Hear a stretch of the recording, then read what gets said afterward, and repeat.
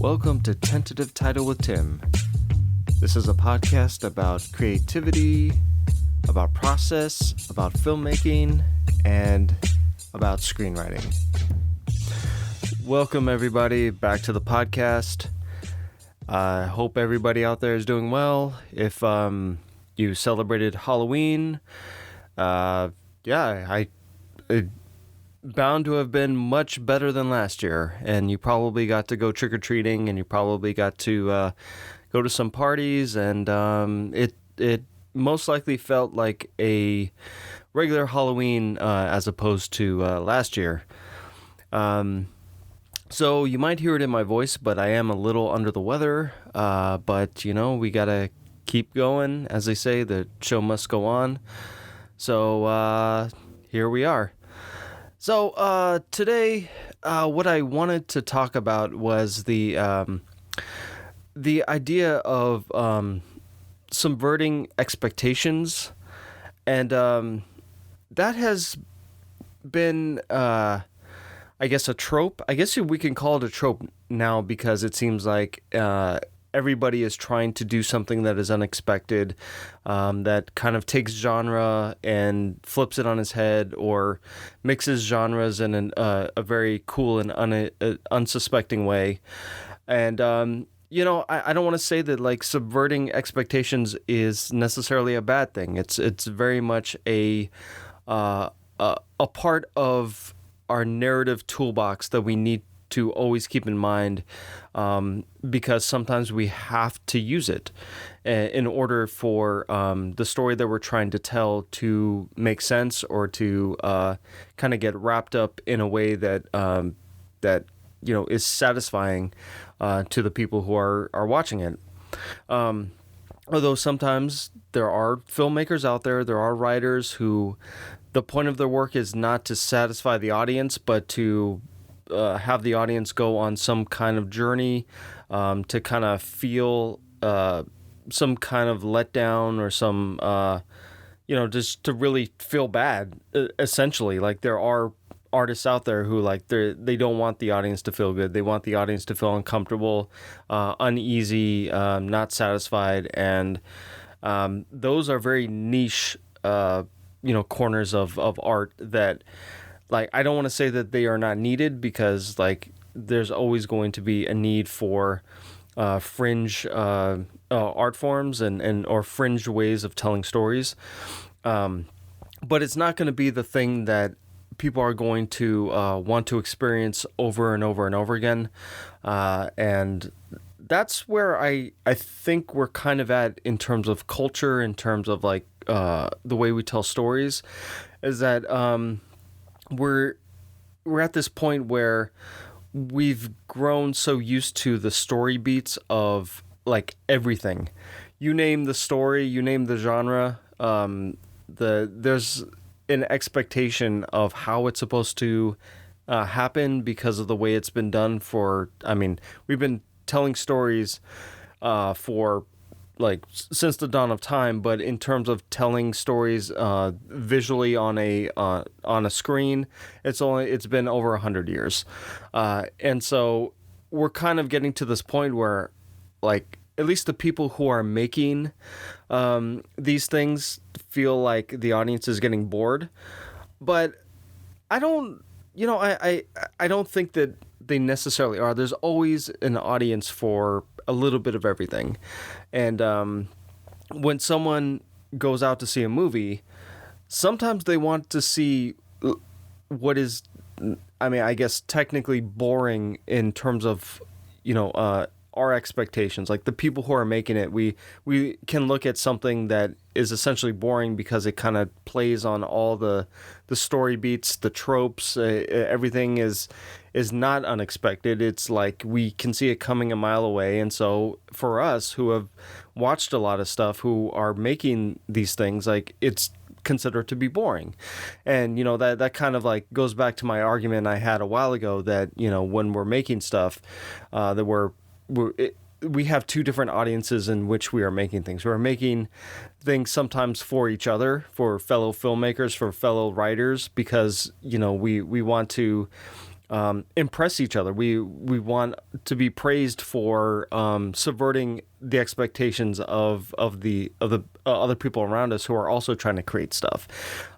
Which I gotta say, it feels good when I'm able to do that. When I'm able to write something or make something that is quite like flips stuff, everything on its head, and you know, the people who are also making stuff are like, yeah, that's great. I didn't see that coming, and that was great. I really love that. But if you give it to somebody who could care less about movies and television, they just want to be entertained for a little bit amount of time to kind of forget about the world for a bit, you know, that kind of subversion just is quite frankly irritating to them, and they you know, shut it off, and they're like, I don't have time for this. I work hard. I just want to watch a story in which I watch something go from A to B, and you know, and that's all I want. You know, it's like, it's a very, very simple thing that they're asking for. And I mean, I get it. It can be extremely hard as a creator to not want to subvert expectations, to not want to you know, find ways in which like the usual stories can be told in a new way. And I mean, it doesn't have to be in terms of like just destroying the rules of whatever genre you're in. We're finding that now you can just change character, like a character trait, and somehow that's considered to be like a big change, which, you know, for some stories, if you change the gender, if you change the race of a character, like, you could possibly use that as a benefit to a story that has been told thousands upon thousands of times. And, you know, I'm never going to say that like every single time that happens that it's a bad choice, because I don't think it is. I think there's a time, not a time and a place, but like there are certain stories where you can do that and it works just fine.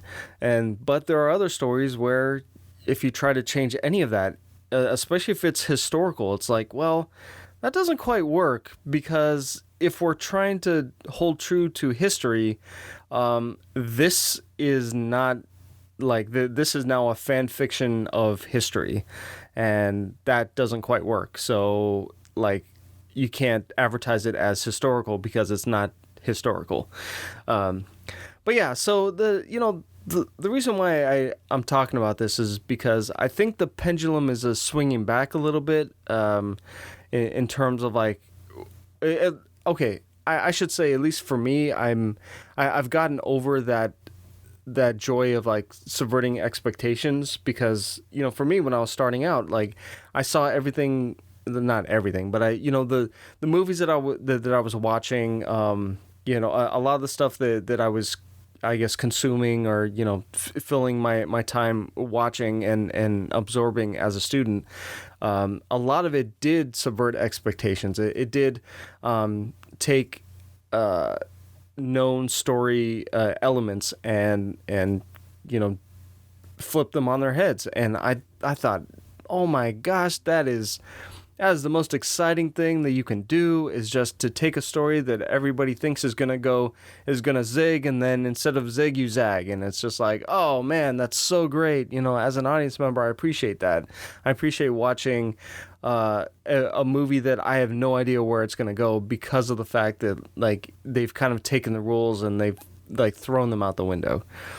But over time, I've grown to realize that a lot of those rules are in place because they actually are, they've been around for a while, and they are essential for telling a fulfilling story, for telling a story that people actually want to come back to, because of the fact that like it does fill in all of those, I guess, check boxes of what a good story is supposed to be. And you know, you may be thinking that you're subverting expectations by not doing something, but it is also cheating your audience out of the full the full experience of what it is you're trying to make. It's like you're making a romance, it's like it used to be like guy wins girl, guy loses girl, guy gets girl back. It's a very like kind of standard romance, and there have been they've played with that. Those tropes in many different ways, and they've done things to make it so that it's like, yeah, it's supposed to be a romance, but it's like now the romance is not just about the guy and the girl, but maybe it's like the guy and the girl and her friend or his friend, or maybe like they have found ways to expand upon that, and not it hasn't worked all the time, and in fact the subversion of that simple story actually has become like even more tiresome. And so it's like I could see the pendulum swinging back to like, well, let's just get back to your typical romance where there's a guy trying to win a girl, and that's it. Like there's just no kinds of tricks. This is just the way it's supposed to, like this is how we're gonna do it. With like action movies where the good guy and the bad guy, it's like, well, now we have to have a sympathetic bad guy so that we understand like where he's coming from. And it's like, well, maybe let's not do that. Let's just have the bad guy just be a bad guy. Like he doesn't really care that much about the well-being of others. And if he does, like us as an audience are not really going to know what that is. He's just a bad guy doing bad things, and we have a good guy who's trying to stop him from doing bad things because the bad things are going to like hurt a lot of other people, possibly the entire world. It's like there's no, like we might swing back to that because of the fact that we've leaned so far the other way where we're trying to have sympathetic villains, and it's like, well, does the audience really want these sympathetic villains anymore? Or like, do they want to, because like the sympathetic villains become more interesting than the hero, and then it becomes more about, the villain being the hero of the story more than the hero of the story being the hero of the story. So there's like stuff like that. Yeah, I just, Halloween was yesterday, and obviously the Halloween movies are all about the subversion of your expectations of like thinking that like the people that you think are going to survive the story probably won't, or the tropes of like the people who do certain things are the ones who are most likely going to die, or who are reckless, and so they unleash an evil on the world and all that kind of stuff. Like depending on what subgenre in horror you're talking about, but that has been one of those genres that kind of always remains true to its essence. It always knows what it wants to be for the most part, and sometimes you see a subversion of that, and like the horror comedies are definitely a part of that, where it's supposed to be a horror, it's supposed to be scary, but then you find yourself laughing because of just how ridiculous something is, because of the characters, or because like just any number of things, where it's like it's mixing this element of dread, but then you find yourself laughing because like the situations are just so funny. So yeah, with that, it's like, okay, we got the genre of horror that is definitely like in line with you pretty much have the bad guy, and then you have the good guy, or like the bad whatever, the spirits, the monster, the like serial killer, whatever, is like they are clearly the one that needs to be stopped. And then you have on the other side, it could be any number of characters, and they are there to stop the bad thing from happening, and it's for the most part quite enjoyable, even though there is a lot of death and destruction that happens in these films. Like, there is a satisfying narrative arc that happens in these films for the most part. I mean, depending on what the big bad thing is. Like, it could be something quite ridiculous, but it could still be really scary, or it could go the opposite way where it's like it's not that scary at all, but you're just like, okay, well that was an interesting concept, but not really that scary. So anyway, guys, yeah, I was just thinking about the idea of how stories are actually quite simple, and through the fact that we've been telling them, especially in the film industry, for over 100 years, I think we go through these cycles where we get bored of the same old thing, and then so, especially as creators, we want to try to find a way to make it interesting for ourselves. And then we think that by making it interesting for ourselves, it's going to be interesting to the audience, which, like, I don't want to say it doesn't mean that. Like, if you find something interesting, most likely there are going to be other people out there who are also going to find it interesting. But in terms of like general audiences, like, they really don't need that much. Like, not to say that we need to hold their hand or anything, but it's just like they really expect an A to B kind of story, and as long as you have that path of like, there's a character who wants something or is trying to stop something, and then at the end they actually succeed, or maybe they succeed but it's like a bittersweet success, like they have to lose something in order to win, but they still win. That arc, that whatever it is that they're trying to get to. If we do that simple straight line, from start of the film to the end of the film, or, I mean, I haven't talked much about the like television, but the same thing. If you have characters at one place and you can lead the audience to the inevitable conclusion, like that. That is something that like the audience will reward you for, because they will come back to it like over and over and over again. Like there are movies like Halloween. People come back to Halloween, like, and that movie came out like 30, 40 years ago. It came out a while ago. There are all these classics that have stuck around because they fulfilled the simple story expectation of like, there's a character who's trying to get away from something or trying to get something, and they fail or succeed. And everything in between, like, supports that. Every scene in between the start and the finish supports what that character is trying to do. And that's why we keep coming back to it, because it's a very, I don't want to say it's simple, but it's a very direct, it's very much a,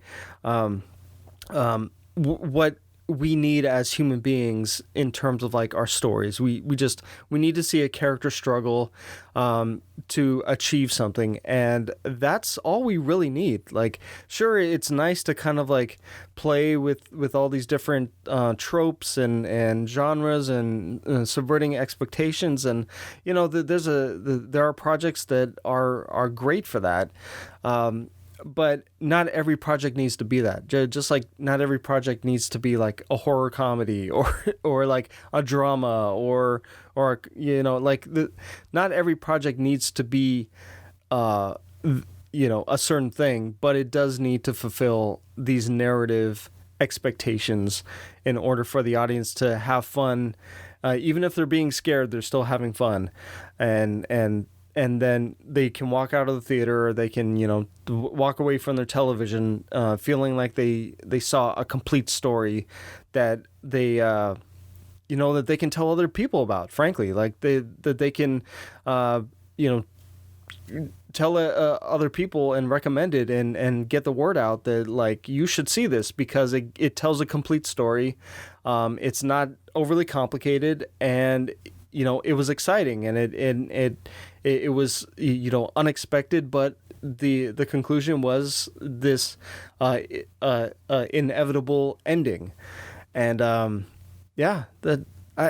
because I think, guys, I think we like overthink a lot of things, or at least I do. I overthink because I don't want to write something that's boring. I don't want to make anything that's boring.